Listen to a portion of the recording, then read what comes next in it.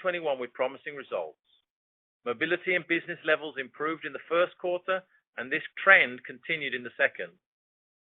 Consumer mobility increased in markets where vaccination rates are reaching meaningful levels, and our business has recovered as we lap last year's biggest lockdown impacts and see our strategies in motion.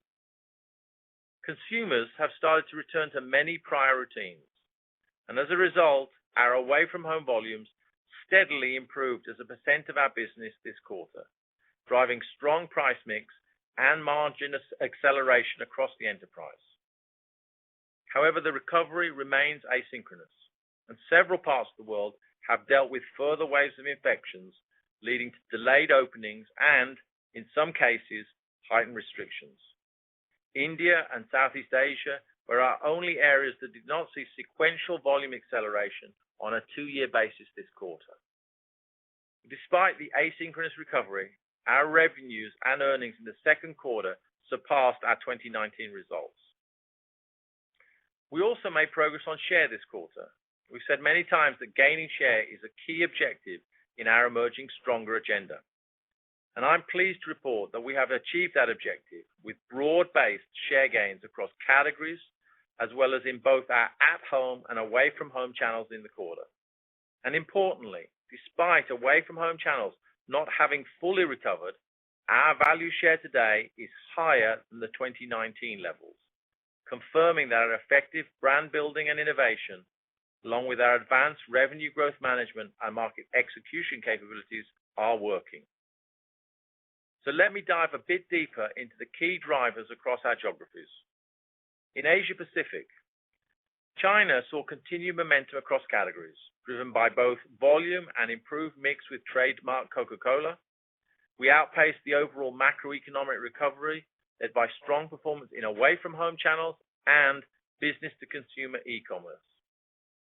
Australia and New Zealand were bright spots, performing at or close to 2019 levels, but they are currently seeing renewed lockdowns. While Japan is struggling to come out of lockdowns, there have been tangible successes with consumer-led innovation, small pack initiatives, and improved customer execution of key initiatives. As I mentioned earlier, in India and across much of Southeast Asia, resurgence in the virus impacted further recovery. But as India's restrictions have eased a bit, we're encouraged by the level of resilience in both the business as well as our system associates as they have navigated this resurgence. In EMEA, Europe is still being impacted by some level of restrictions, but vaccination rates and consumer confidence are improving. Because of this and our strong bottle alignment and marketing investment, we are seeing a much improved away-from-home mix, even as at-home volumes continue to grow. Great Britain and Russia, where mobility was at the highest, show notable volume outperformance relative to 2019. And sparkling soft drinks gained or maintained share in most of the top 10 markets in Europe. Eurasia and the Middle East are performing well despite a diverse recovery landscape. In Turkey and Pakistan, strong execution during the key Ramadan holiday and emphasis on snacking and meal occasions drove new consumers to the Coke brand. Africa delivered a strong first-half performance with affordability packages delivering good results despite tightened restrictions heading into the winter season and vaccination rates that are behind the rest of the world. In North America, the consumer environment improved through the quarter as many states lifted restrictions and consumer mobility increased. More frequent social gatherings and rising travel and event activity drove significantly higher demand for our brands in away-from-home channels, while at-home volumes remained robust, leading to broad-based share gains in the quarter. Within away-from-home, eating and drinking was the strongest performing channel, with travel, hospitality, and at-work trailing. In Latin America, lockdowns eased as vaccination programs rolled out in countries such as Mexico and Argentina, and stimulus programs in Brazil and Chile also helped drive recovery. Our results and year-to-date share gains in the region continue to be driven by commercial initiatives to improve execution, as well as a focus on affordable packs like refillables. Costa's UK coffee shop revenues recovered almost entirely to 2019 levels through the reopening phase, despite ongoing capacity restrictions. Increased consumer traffic and digital momentum are also supporting recovery as restrictions ease in other countries where we have a retail presence.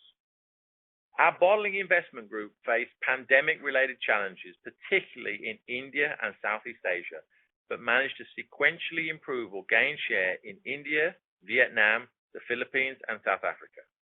BIG also made great progress against its growth and productivity agenda, increasing year-to-date comparable operating margin approximately 300 basis points from the 2019 levels. Our category teams are collaborating with a global lens, enabling us to move even faster towards our Beverages for Life ambition. By continuously engaging consumers around their passion points and testing ideas in a coordinated and increasingly digital way, we are getting even better at what we've always done best, building love brands around the world. For a few examples, the Coke trademark portfolio is experiencing robust growth, led by brand Coke and driven in part by Coca-Cola Zero Sugar, which has contributed double-digit growth in value and volume year to date. The new Coca-Cola Zero Sugar recipe has already launched in nearly 50 markets across 6 of our operating units, including last week's announcement in the US, with more to come this year. Early results indicate the recipe and simplified packaging design are resonating strongly with consumers. In sparkling flavors, we are accelerating our zero sugar offerings and executing global campaigns that focus on key occasions. Sprite has done well globally, benefiting from the Let's Be Clear campaign, which has led to improved share gains. Likewise, our What the Fanta mystery flavor campaign in Europe drove accelerated growth and improved share. Dairy remains an opportunity for their overall portfolio, with premium offerings in key brands like Hollandia drinkable yogurt and Santa Clara's flavored milk showing healthy growth. We continue to leverage Fairlife's great success seen in the US with a recent expansion in Canada. There are many bright spots in hydration, sports, tea, and coffee. We've seen momentum across brands in the US, including good results from a renewed focus on Smart Water, a new brand bundle from Gold Peak Tea, exciting flavor innovations in Dunkin' Coffee, and continued growth from expanded distribution of Topo Chico sparkling mineral water. We've had early success with Costa ready-to-drink launches in Asia, with meaningful share gains in key markets in China, and was already voted a hit product in Japan.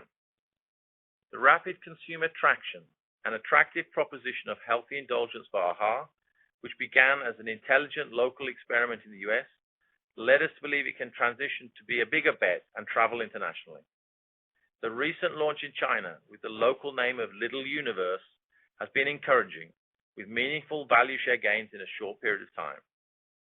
We continue to build on momentum with the launch of AHA's first 360-degree marketing campaign with a significant digital emphasis titled, Can I Get an AHA?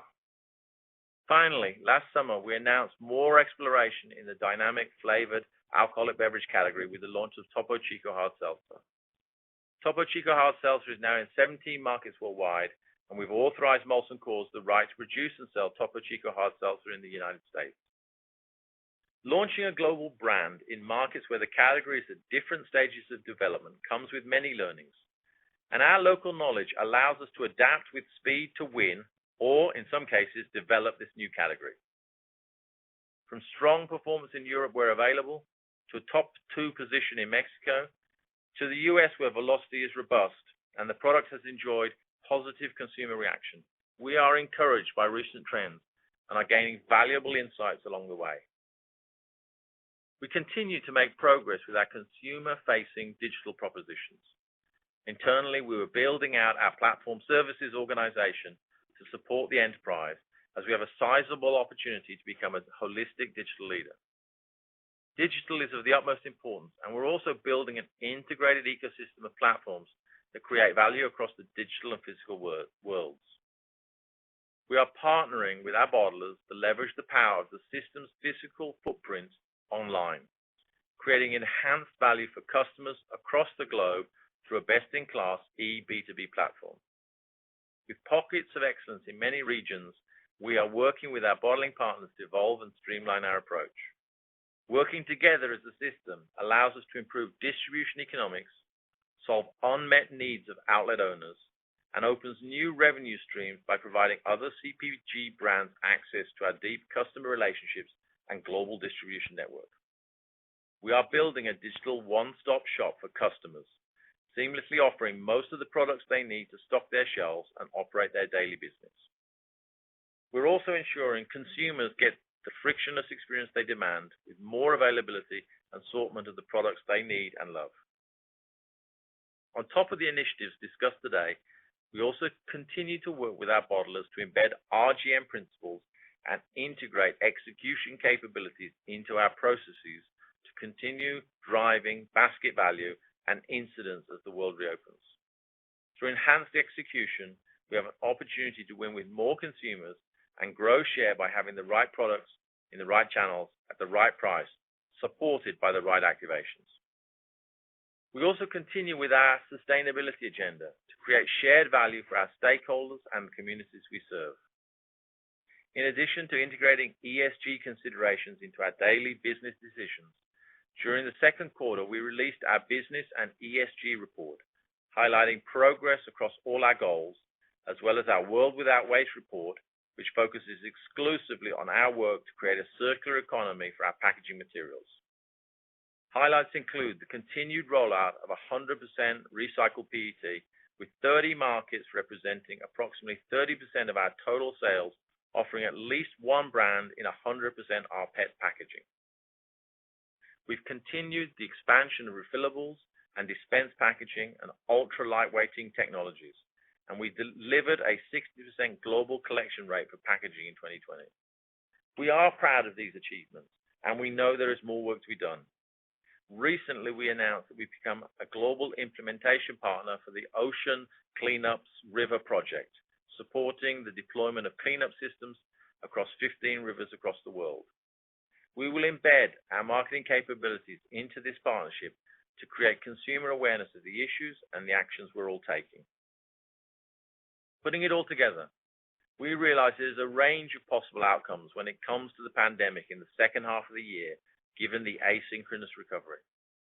While we over-delivered relative to our expectations in the first half and have raised guidance for 2021, we are biased towards a growth mentality and will invest behind this momentum going into the rest of the year. Our networked organization is beginning to help us move faster to capture opportunities and create value for our stakeholders. As a system, we are increasingly equipped to win, and we're excited about the future. Now I'll turn the call over to John to discuss our second quarter results and the drivers of our updated outlook. Thank you, James. This morning, I'll highlight the drivers of our second quarter performance, as well as our revised guidance.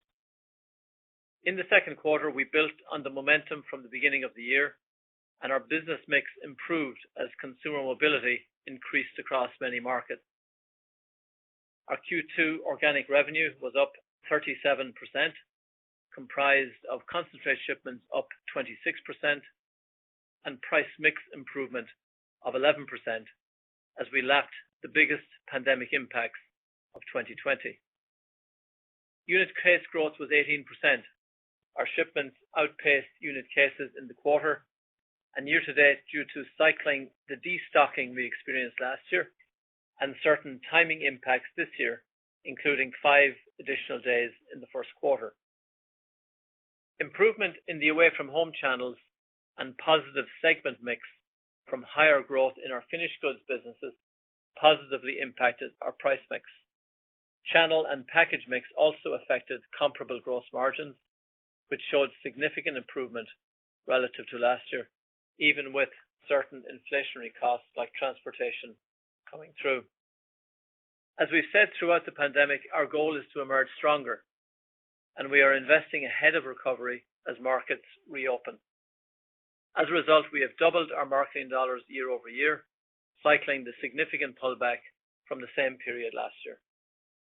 Even with the step up in those investments, we delivered a 170 basis point improvement in comparable operating margins, driven by the strong top line.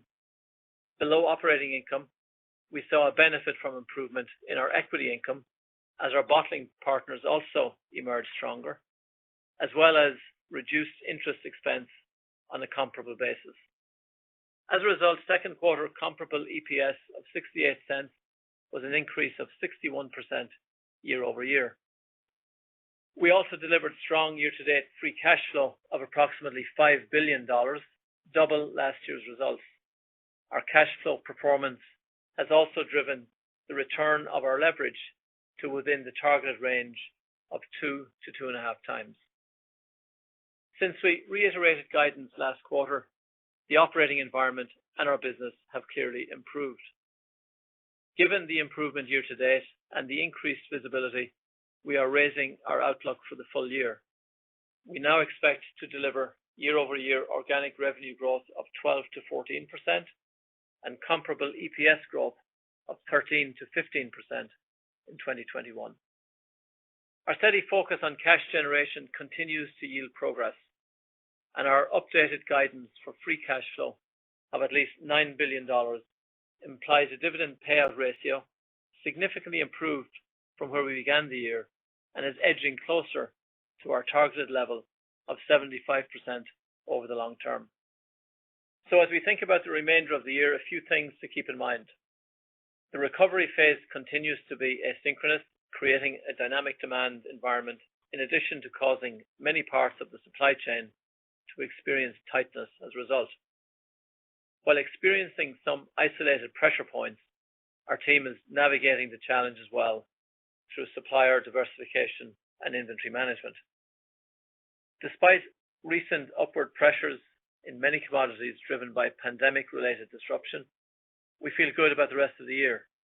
And as we anticipate hedges rolling off in 2022, we are working with our system to take appropriate actions in the back half of this year to manage the ongoing volatility using revenue growth management capabilities and supply chain productivity levers. With regard to marketing investment, we have three priorities: increase consumer-facing marketing spend toward levels similar to 2019, improve the quality of that spend, and allocate the spend in a more targeted manner. Our currency outlook continues to contemplate a tailwind of 1 to 2% to the top line and approximately 2 to 3% to comparable EPS in 2021, based on current spot rates and our hedged positions. That said, the currency markets remain volatile and dependent on recovery from the pandemic as well as macroeconomic factors.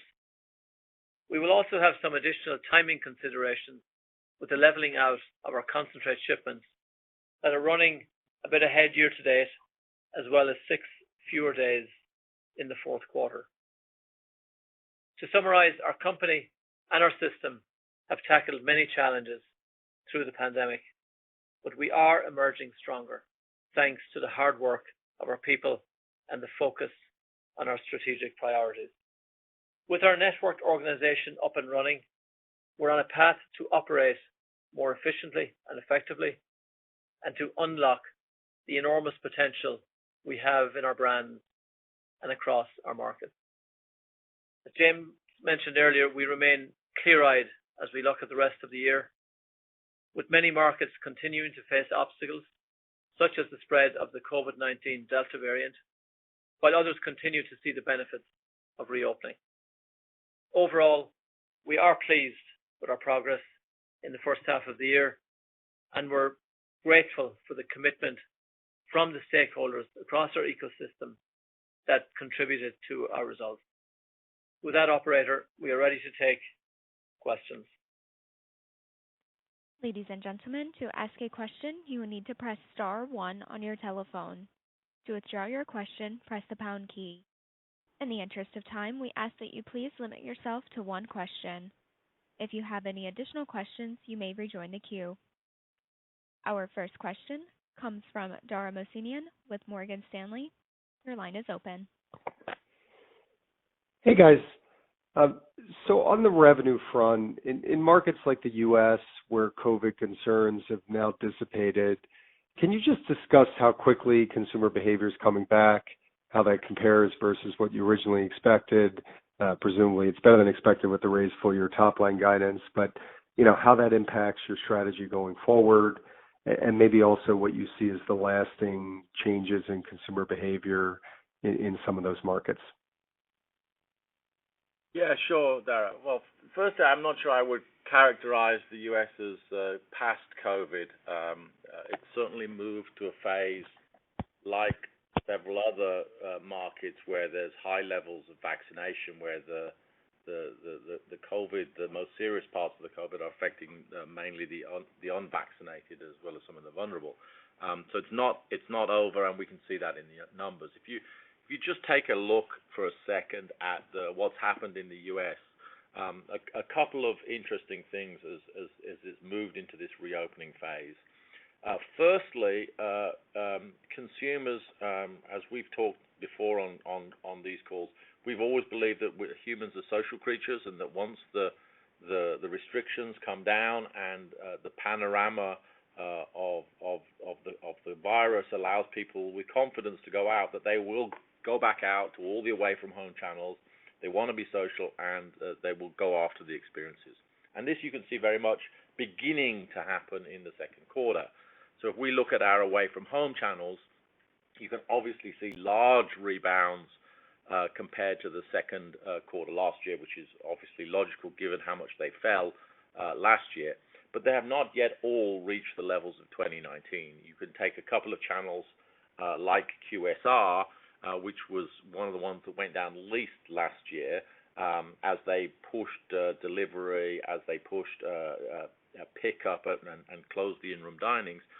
Those channels, even though many QSRs have still not yet fully reopened in restaurant dining, they have bounced back and are back kind of at or above 2019 levels. So for example, QSR did well, and they're doing very well now.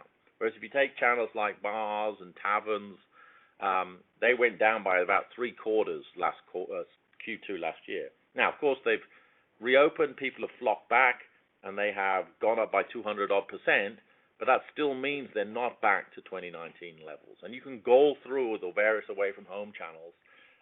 You obviously, travel and transportation are very like bars. So people who had a good second quarter last year have generally held on or expanded on those gains in this 2021, and some which have bounced back are still not there, in part because COVID restrictions are still not fully gone, and confidence is still not fully back. But interestingly, and I think positively from the Coca-Cola company's point of view, if you look at the at-home channels, those gains or that extra consumer interaction with brands and products at home over the last 15 months has created some new behaviors and engagement with brands that may well be enduring. So it's quite possible that over time we will both regain the away from home business that we had before and hang on to some of the gains in the at home. I mean, you can look at e-commerce, which was the poster child for growth in Q2 last year, which grew exponentially. That has basically stabilized, grown a little bit this year, so they've held on to a step up.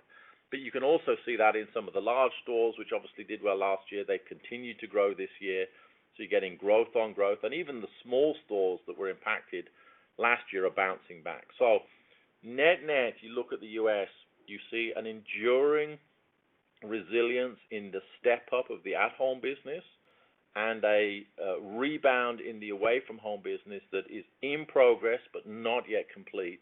And I think that's what's driving the business. And that pattern, I think, is very visible as you look around other countries at like stages of development in the COVID trajectory. In other words, restrictions are coming down, and there's a high percentage of the population vaccinated, and therefore a big reopening, whether it's the UK or other places going into Europe.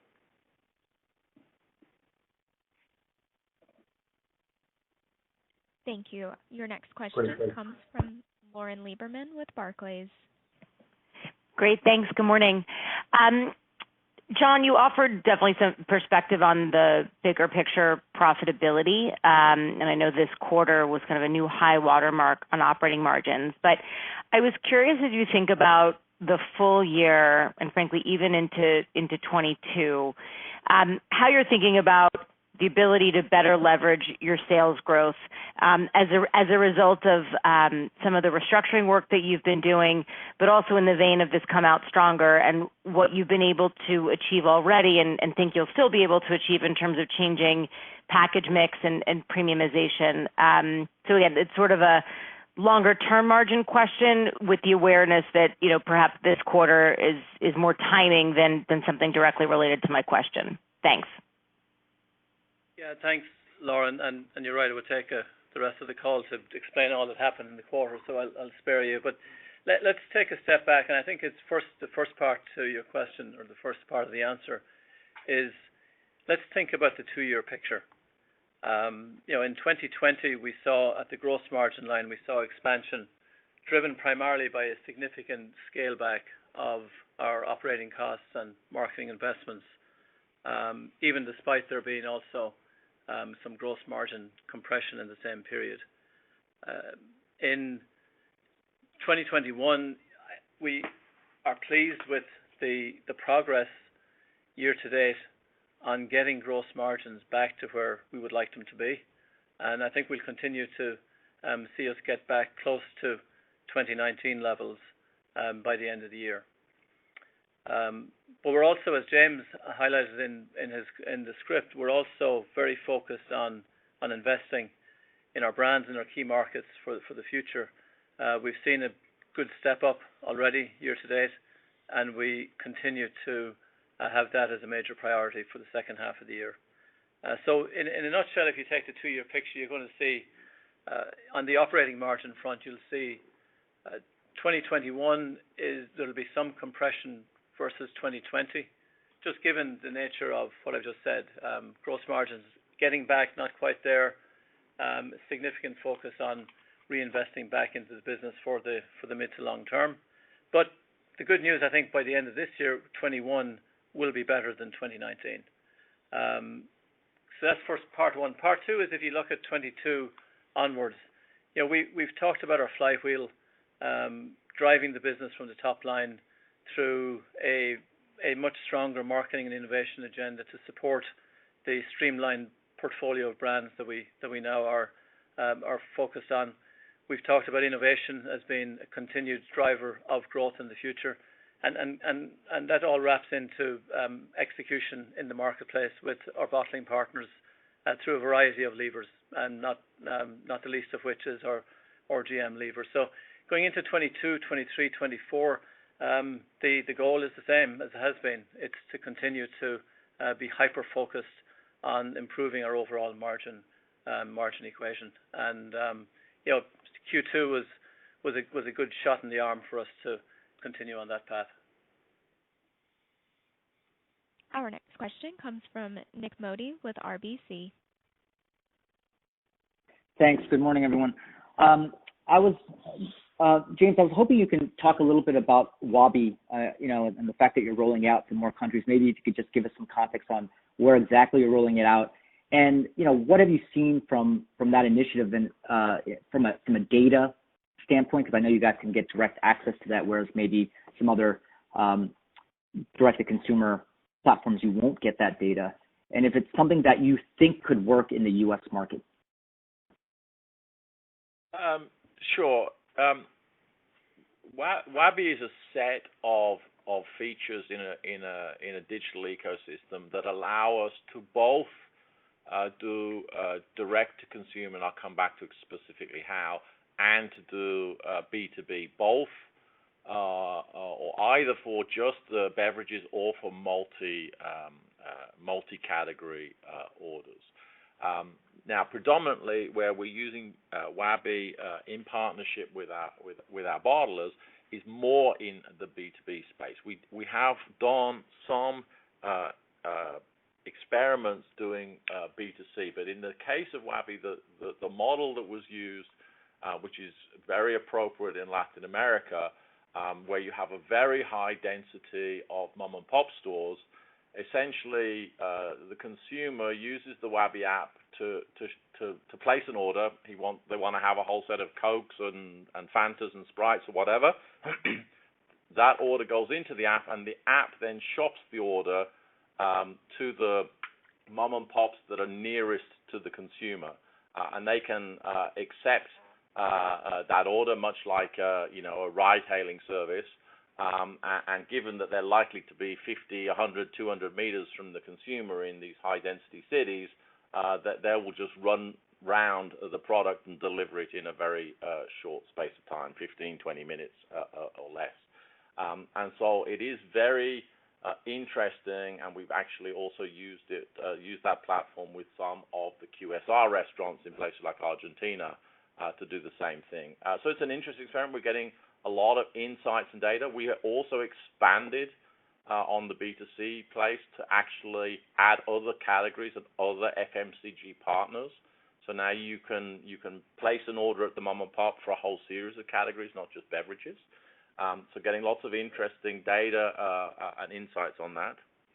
The other thing that we're doing with B2B with a number of the bottlers is using it to accelerate the digitization of one part of the relationship, particularly with the fragmented trade, whether it be mom and pops or restaurants and cafes around the world, which is, of course, now that the rollout of smartphones and smart devices everywhere is expanding, you don't necessarily need the salesperson to turn up at the store in order to capture an order.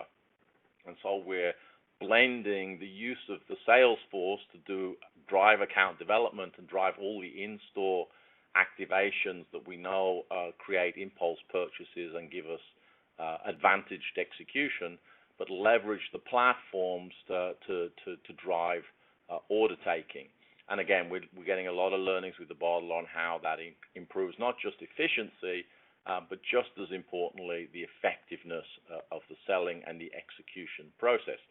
Again, there are, depending on where you are in the world, sometimes that's just a beverage approach, but we've also got some experiments where it's a multi-category approach through the platform and links to either wholesalers who deliver either all or the non-beverage categories, etc. Anyway, standing back, the net of it is we continue to see the ongoing digitization of the interaction, both of the consumer with the retailer and the retailer with the suppliers.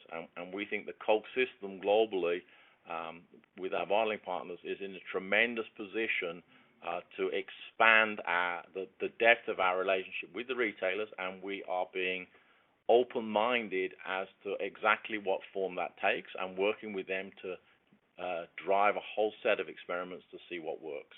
More to come. Our next question comes from the line of Brian Spillane with Bank of America.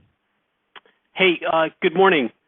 So I think it just a follow-up to Lauren's question earlier around margins, and just two items, John, if you can provide. One is just in terms of marketing for this year. I think I heard, the way I read it was that you've actually increased the spend or planning to increase the spend now more versus, I guess, what was in your original plan. And then the second, if I don't know if I missed it, but just can you give us kind of where we stand today in terms of how much of the savings from the reorganization have been captured and how much more there is to go? Thanks, Brian. Yeah, on the first part, I think, again, looking at the year to date, I think we saw a big rebound in the second quarter, with doubling our spend on consumer-facing activities. And for the rest of the year, with an eye to both delivering the year, but also being well prepared for 22, we have a very robust investment agenda that will see us getting back to 2019 levels, and that's just comparing dollars. When you look under the hood, though, I think one of the big changes we've made in recent months is to improve the quality of that spend.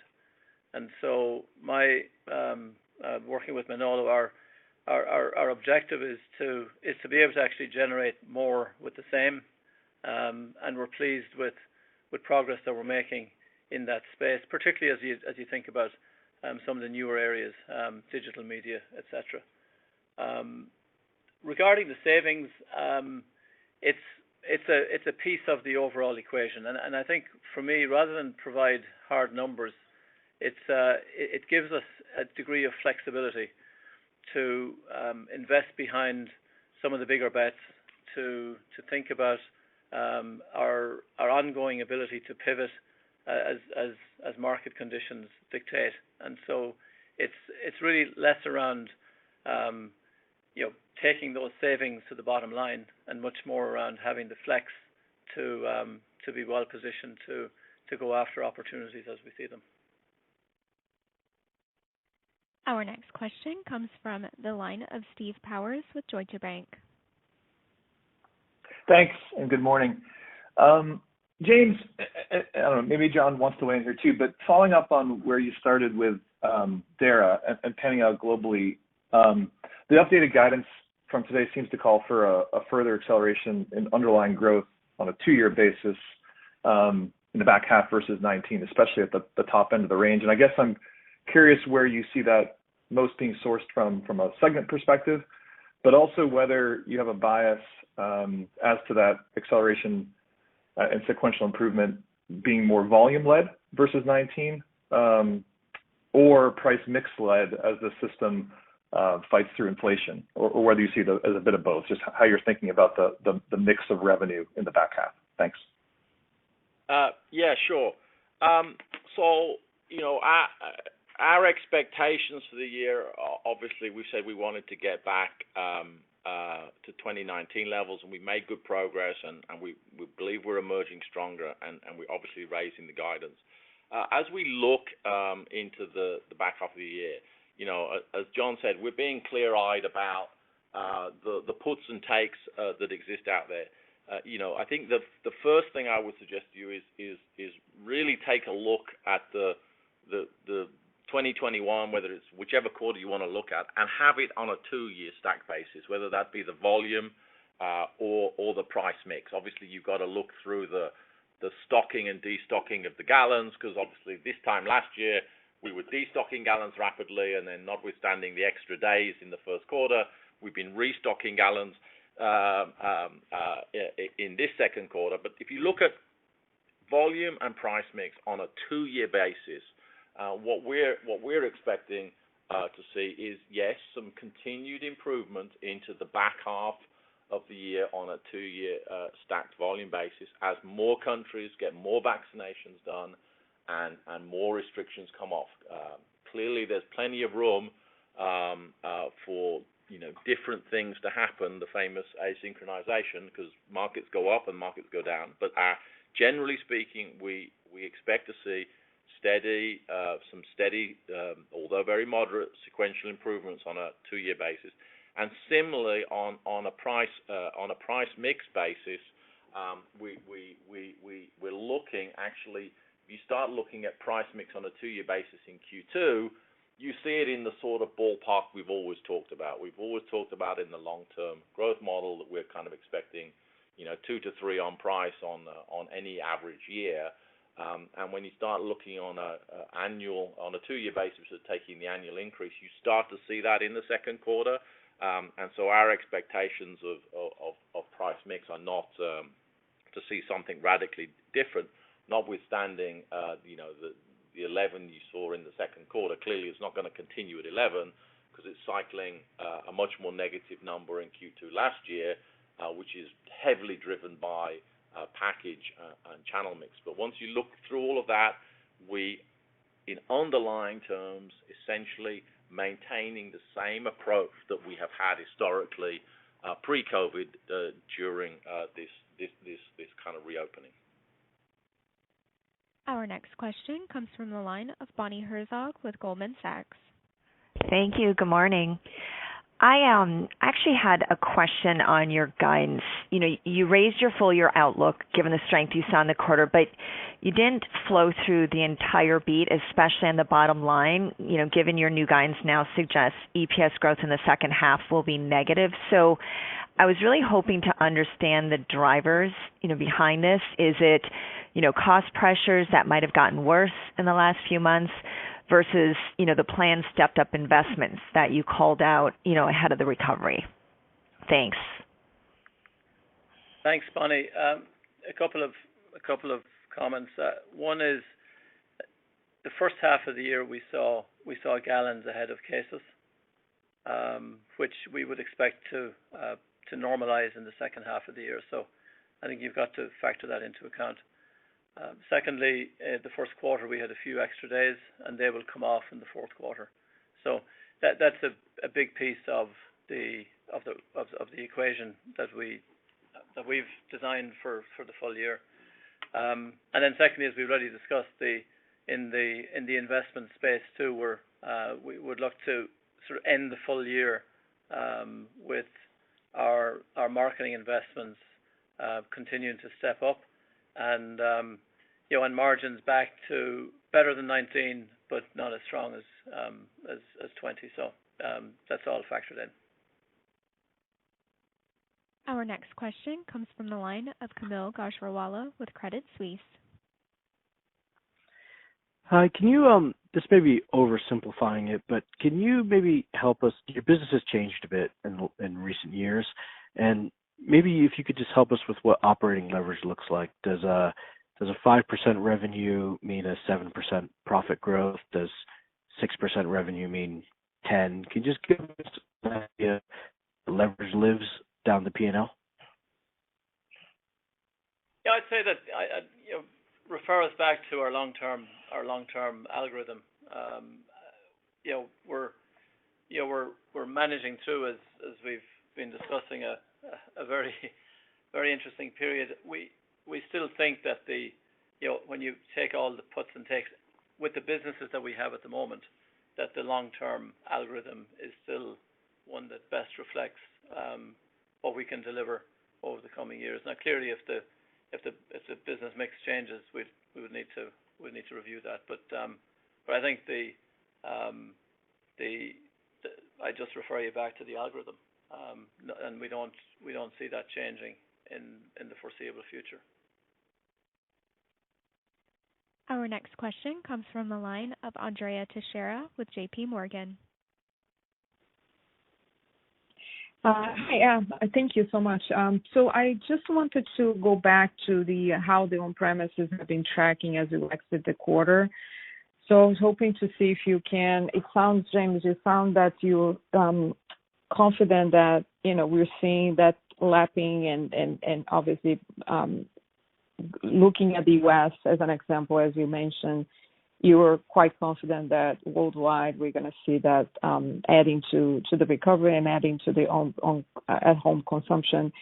So I was hoping to see how you exit the quarter in places where infections have come back on a global basis, and how can you quantify how volumes sit relative to 2019 levels? I think you called out in developed coming back to the same levels, and how your mix in terms of finished goods and single serve is relative to the 2019.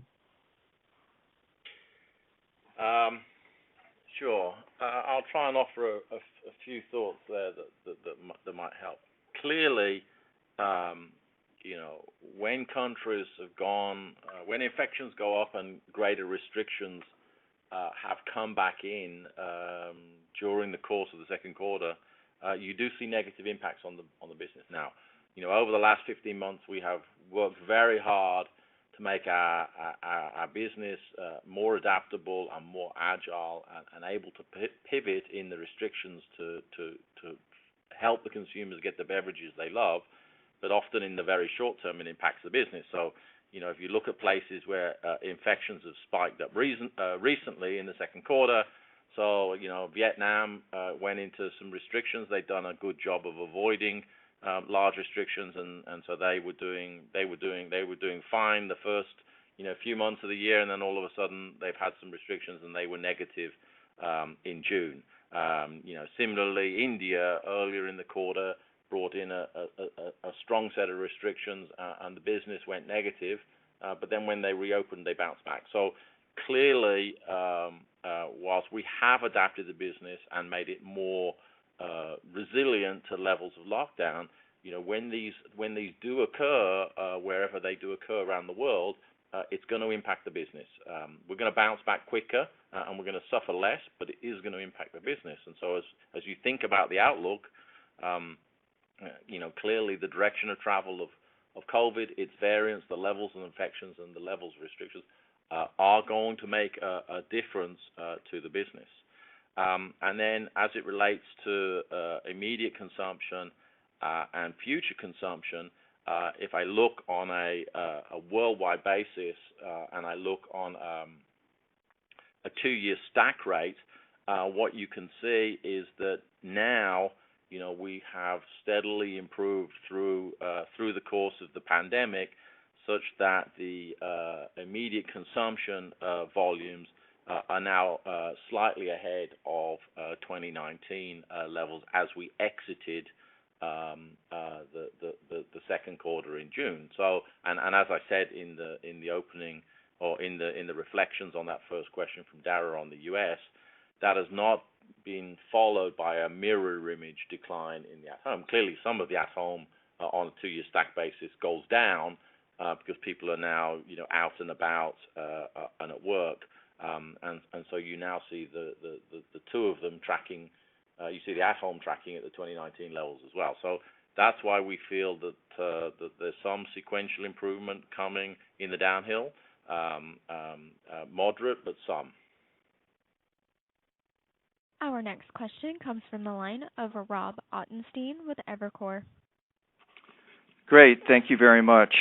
Can you please talk maybe a little bit more about headline pricing and promo intensity? I think I heard you say that in Q2 your pricing was sort of at historical levels of 2 to 3%.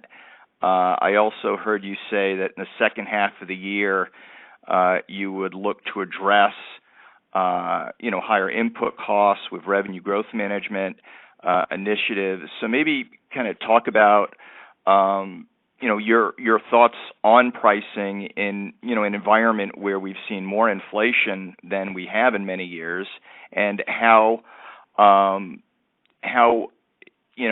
able the consumer is in your key geographies to be able to take additional prices.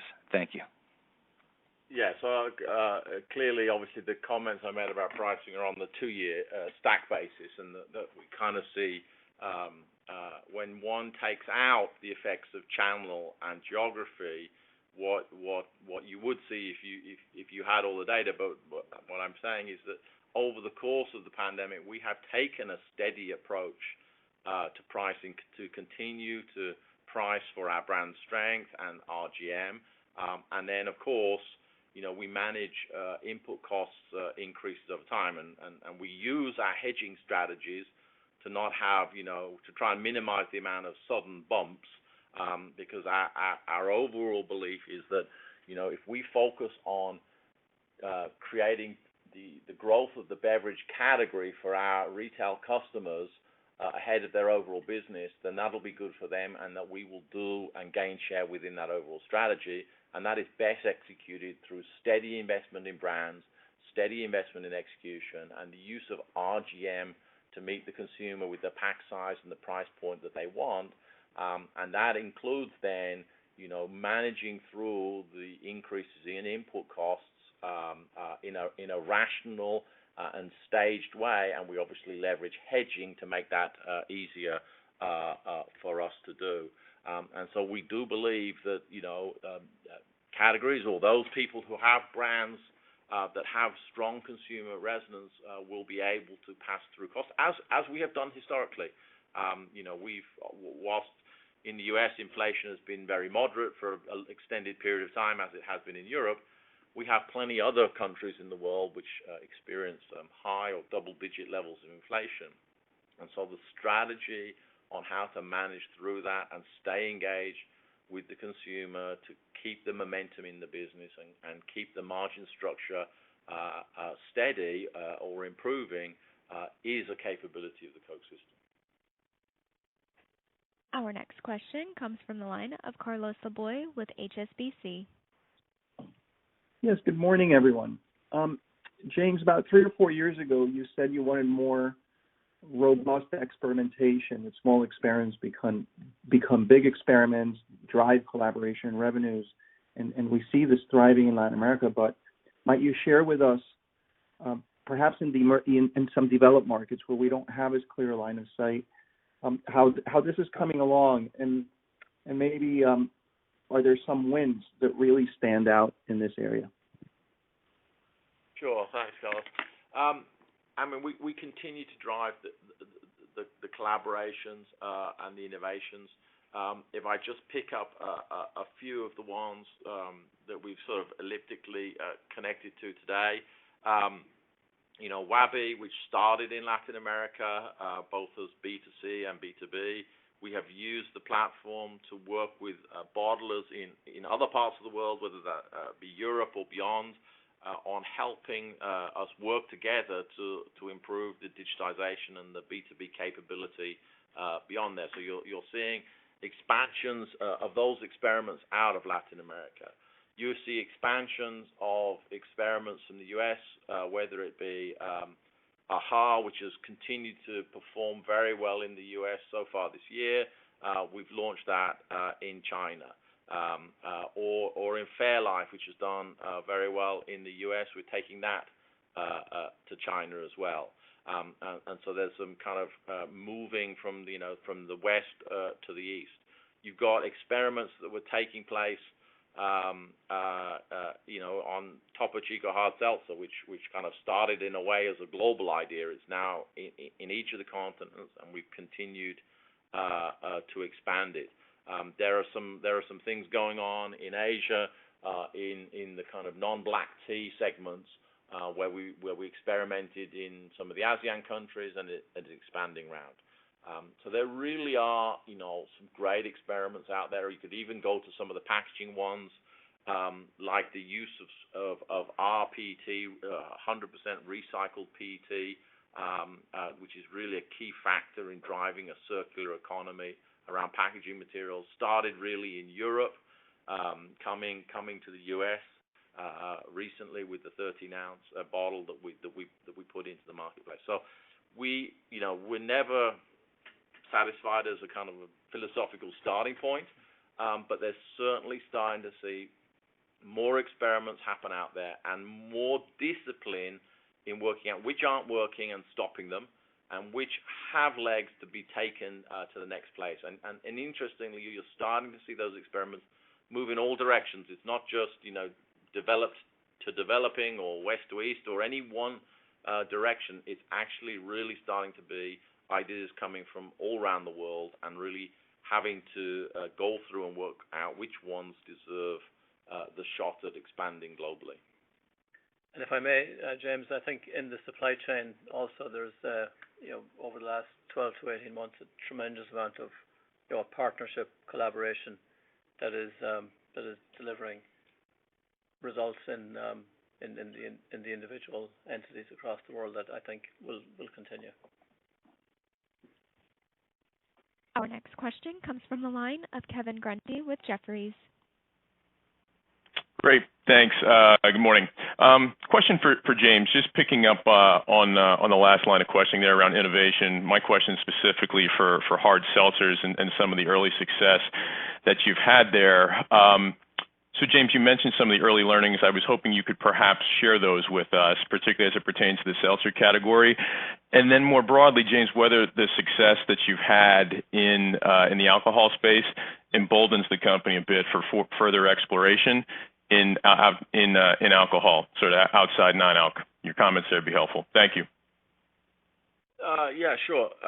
So we're still very much in the learning phase. It's not a category we're familiar with, particularly with the alcohol. It's got a number of important characteristics and regulatory characteristics and business characteristics that we need to learn about. So we have not got to a stage of concluding anything more strategic or coming to the point of view that there is a bigger vision for us out there in the flavored alcoholic beverage space. We want to learn and understand more before we decide anything one direction or the other. As it relates to some of the learnings so far, I mean, clearly what we've discovered is obviously it makes a difference if the category exists or doesn't exist in any particular country. I mean, we're in 17 markets to date. We're on track to be in 28 markets around the world by the end of the year. We're learning what it takes to compete where the category exists. We're learning, what it takes to help grow the category where it doesn't exist. So we're pleased, for example, in Latin America, where, for example, in Mexico, we're the number 2 hard seltzer. And getting some good traction and good velocity. In Brazil, where it's more of an undeveloped category, there's more kind of development needed, and so we're trying to work out how that happens. Similarly, in Europe, it's the number 1 or 2 performer in terms of rate and velocity in Europe, and so I think it's very interesting what's happening there. And obviously in the U.S., it's got a lot of good traction. While it's still, of course, relatively small overall nationally, it's done particularly well where we have focused, or where Molson has focused the launch, which is in Texas, and it's done very well in Texas, looking good in kind of the southern states, California, in Florida too. Retail customers, we understand, are very bullish, lots of display activity. So we're looking to see that continue to expand. Of course, we're conscious that the overall hard seltzer category has come down in terms of its overall growth rates in the U.S. That's not ultimately that big of a surprise to us, because it is a category that has been predominantly an at-home channel category, much less a bars and restaurants category. And so as people have, gone back out, clearly some of those occasions have moved from at home to away from home. So it's not too surprising that some of the strong tailwinds the category got in the lockdowns have lessened. But we still think it's very interesting. It's got some long-term potential. In the U.S., it's very on trend for a lot of consumers. And so we're continuing to look at that and push on that and invest to see where we can go. Our next question comes from the line of Sean King with UBS. Great, thanks for the question. How do you stand to benefit from the Olympics starting later this week? Really given in a pandemic-driven disruption around the world, can you shed any light on any marketing activation plans? Or just a general outlook on this opportunity, given the pent-up sort of excitement for this type of event?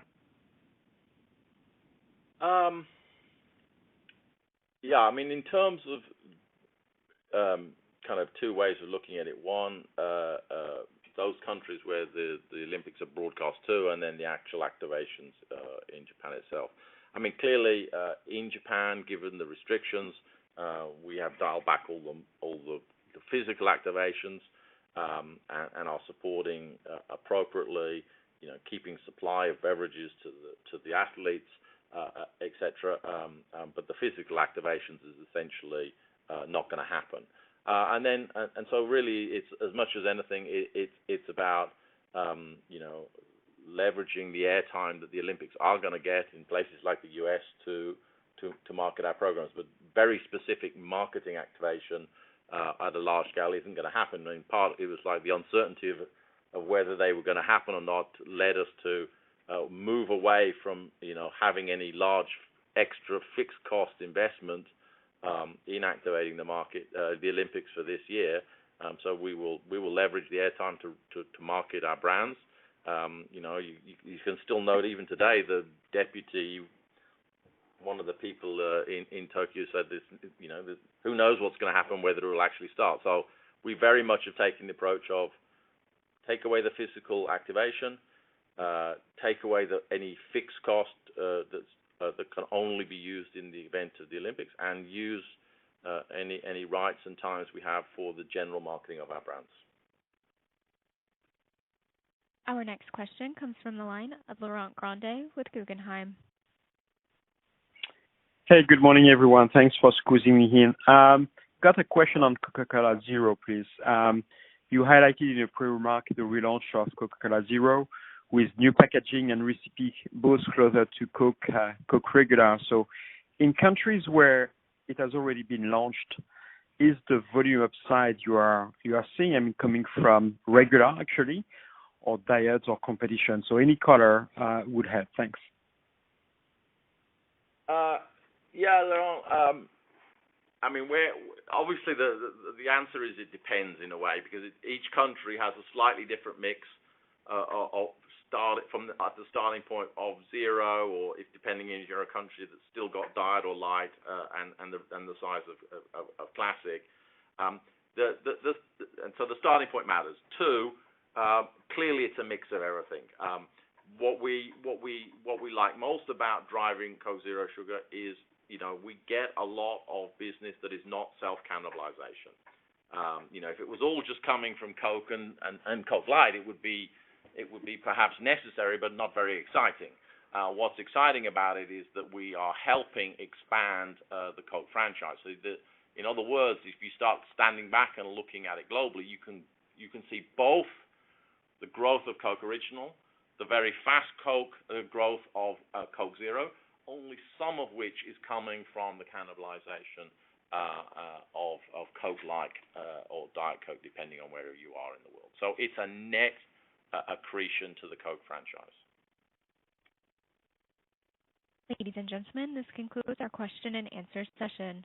I would now like to turn the call back over to James Quincey for any closing remarks. Thanks very much, everyone. As we said at the beginning, look, we're delivering on the priorities we set out for ourselves to emerge stronger. Hopefully you can see that in both the results and our guidance. And we just want to take the opportunity to thank once again the extraordinary effort of our associates, of our bottling partners, and all our partners that have allowed us to deliver these results and to raise our guidance for the outlook. Our system is strong. Our bottling partners are strong. We continue to invest behind momentum and the huge growth opportunity ahead of us. Thanks for your interest, your investment, and for joining us today. Ladies and gentlemen, this concludes today's conference call. Thank you for participating. You may now disconnect.